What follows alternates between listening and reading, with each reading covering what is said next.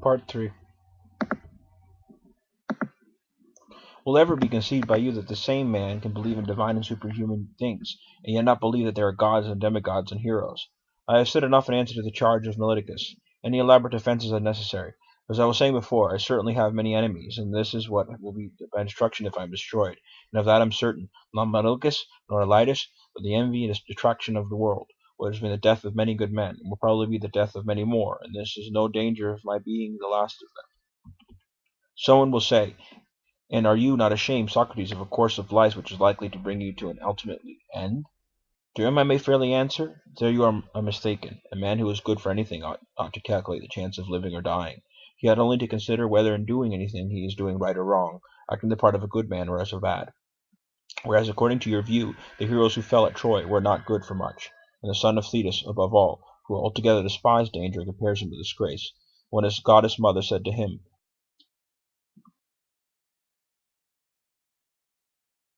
in his eagerness to slay Hector, that if he avenged his companion Patroclus, and slew Hector, he would die himself fate, as she said, wait upon you next after Hector. He, hearing this, utterly despised danger and death, and instead of fearing them, feared rather to live in dishonor, and not to avenge his friend. Let me die next, he replies, and be avenged of my enemy, rather than abide here by the beaked ships, a scorn and a burden of the earth. Had Achilles any thought of danger, of death and danger? For whatever a man's place is, whether the place which he has chosen or that in which he has been placed by a commander, there he ought to remain in the hour of danger. He should not think of death or of anything but of disgrace, and this, O men of Athens, is a true saying. Strange indeed would be my conduct, O men of Athens, if I who, when I was ordered by the generals whom you chose to command me, Epeidaia and Amphiclus and Delium, remained where they placed me, like any other man, facing death, if I say, now, when I conceive and imagine, God orders me to fulfill the philosopher's mission of searching into myself and other men, I would desert my post through fear of death, or of any other fear, that would indeed be strange, and I might justly be arraigned in court for denying the existence of the gods, if I disobeyed the oracle, because I was afraid of death. Then I should be fancying that I was wise when I was not wise. For this fear of death is indeed the pretense of wisdom, and not real wisdom, before the appearance of knowing the unknown, since no one knows whether death, which they in their fear apprehend to be the greatest evil, may not be the greatest good. Is there not here conceit of knowledge, which is a disgraceful sort of ignorance? And this is the point in which, as I think, I am superior to men in general, and in which I might perhaps fancy myself wiser than other men, that whereas I know but little of the world below, I do not suppose that I know. But I do not know that injustice and disobedience to better, whether God or man, is evil and dishonorable, and I will never fear or avoid a possible good rather than a certain evil. And therefore, if you let me go now, and reject the counsel of Matthias, who said that if I were not put to death I ought not to have been prosecuted, that if I escape now your sons will be utterly ruined by listening to my words. If you say to me, Socrates, this time we will not mind Matthias, we will let you off, but upon one condition, that are to inquire and speculate in this way any more, and that if you are caught doing this again you shall die. If this was the condition on which you let me go, I should reply, men of Athens, I honor and love you, but I shall obey God rather than you. And while I have life and strength, I shall never cease from the practice and teaching of philosophy, exhorting anyone whom I meet after my manner, and convincing him, saying, O my friend, why do you, who are a citizen of the great and mighty and wise city of Athens, care so much about laying up the greatest amount of money in honor and reputation, and so little about wisdom and truth and the greatest improvement of the soul, which you never regard or heed at all? Are you not ashamed of this? And if the person with whom I am arguing says, Yes, but I do care, I do not depart or let him go at once. I interrogate and examine and cross-examine him, and if I think that he has no virtue, but only says that he has, I reproach him with the undervaluing the greater, and overvaluing the less. And this I should say to everyone whom I meet, young and old, citizen alien, but especially to the citizen, as much as they are my brethren. For this is the command of God, so I would have you know, and I believe that this day no greater good has ever happened in the state than my service to the God. For I do nothing but go about persuading you all, old and young alike, not to take thought for your persons and your properties, but first and chiefly to care about the greatest improvement of the soul. I tell you that virtue is not given by money, but that from virtue come money and every other good of man, public as well as private. That is my teaching, and if this is a doctrine which corrupts the youth, my influence is ruinous indeed. But if anyone says that this is not my teaching, he is speaking an untruth. Wherefore, O men of Athens, I say to you, do as Matthias bids, or not as Matthias bids, and either acquit me or not. But whatever you do, know that I shall never alter my ways, not even if I have to die many times. Men of Athens, do not interrupt, but hear me.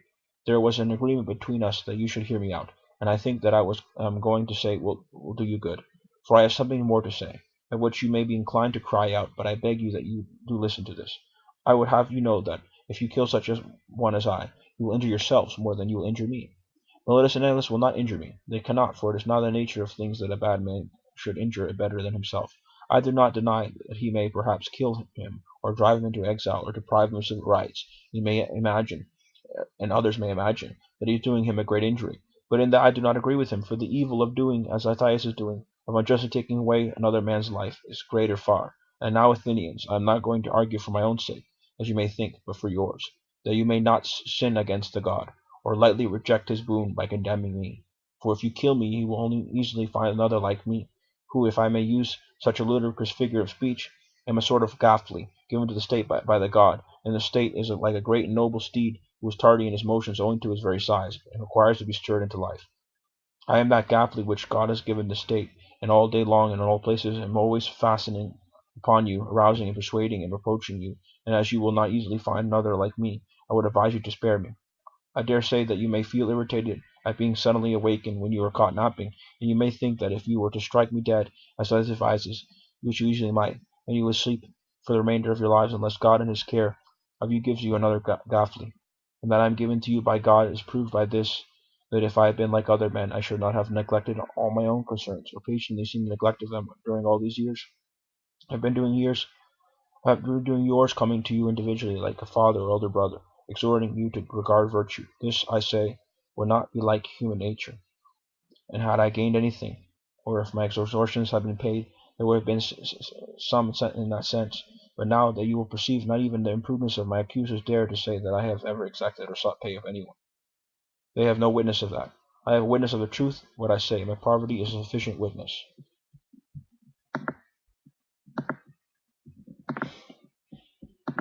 Someone may wonder why I go about in private giving advice and busying myself with the concern of others, but do not venture to come forward in public and advise the state.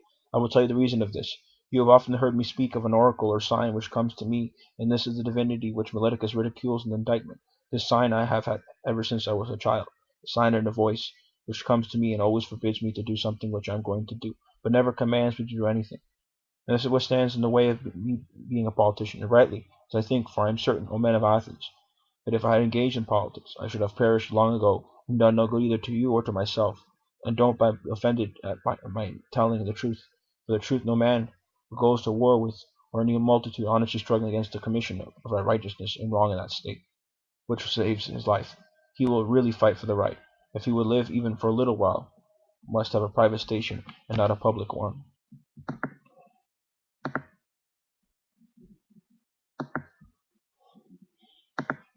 I can give you as proofs of this not only words, but deeds which you value more than others. Let me tell you a passage of my own life, which will prove to you that I should never have yielded to injustice for any fear of death, and that if I had not yielded I should have died at once.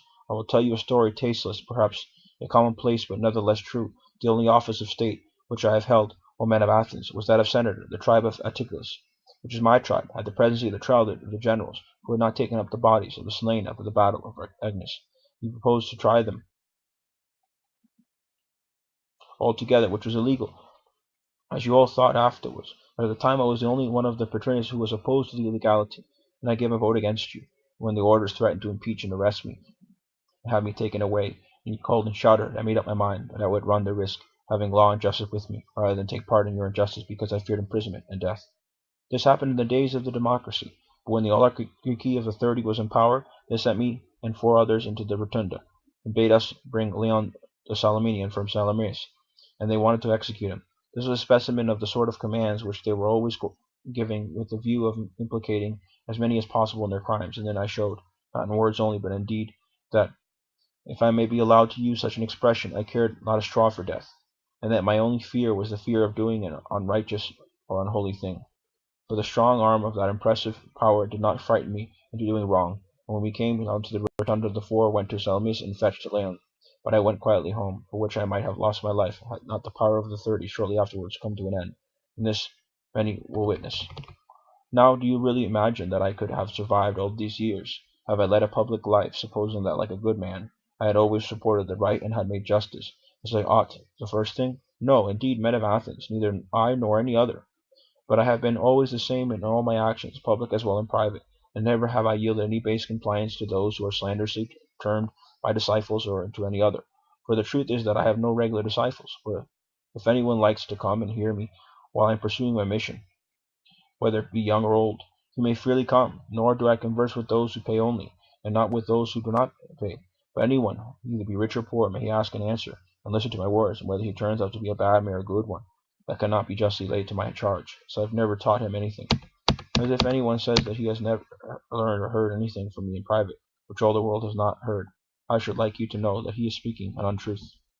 But I shall be asked, why do people delight in continually conversing with you? I have told you already, Athenians, the whole truth about this.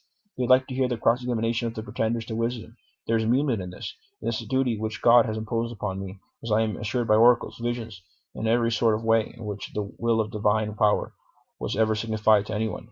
This is true, O Athenians, or if not true, will be soon refuted.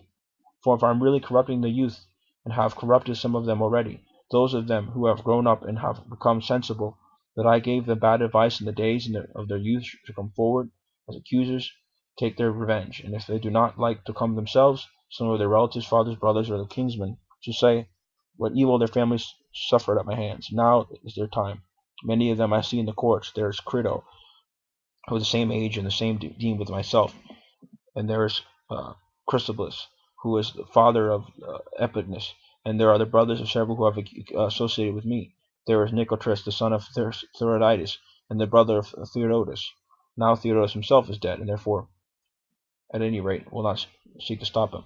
And there is Perillus, the son of Demetus, who had a brother Thetis, and Amadeus, the son of Ariston, and those brothers Plato is present, and Adodatus, and his brother of Apollodorus, whom I also see. I might mention a great many others, any of whom Melitus should have produced as witness in the course of his speech, and let him still produce them, if he has forgotten. I will make a way for him, and let him say, if he has any testimony of the sort which he can produce, nay, Athenians, the very opposite is the truth. For all these are ready to witness on behalf of the corrupter, of the destroyer of their kindred, as Melitus and Athenians call me, not the corrupted youth only. There might have been a motive for that, but their incorrupted elder relatives. Why should they too support me with their testimony? Why indeed accept for the sake of truth and justice, because they know that I am speaking the truth, and that Melitus is lying? Well, Athenians, this and like this nearly all the defence which I have to offer.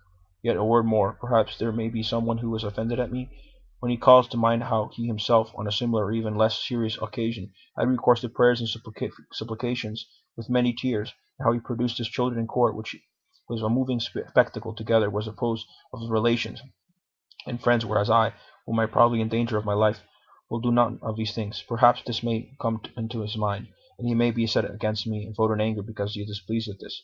But if there be such a person among you whom I am far from affirming, I may fairly reply to him, my friend, I am a man, and like other men, a creature of flesh and blood, not of wood or stone.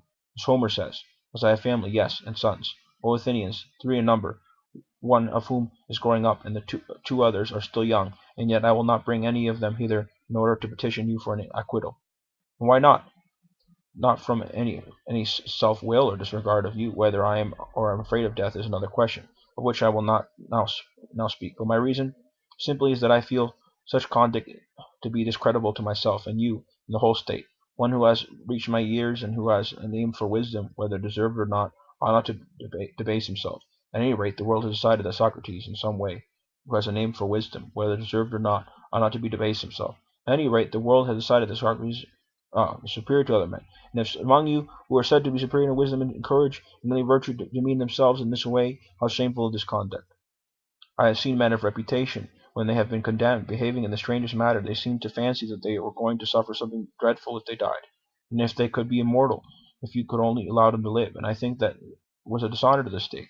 That any stranger coming in would say of them that the most eminent of men of Athens, to whom Athenians themselves give honor and command, are no better than women. And I say these things ought to be done by those of us who are of reputation, and if they are done, you ought not to permit them. You ought rather to show that you are more inclined to condemn, not the man who is quiet, but the man who gets up a doleful scene and makes the city ridiculous.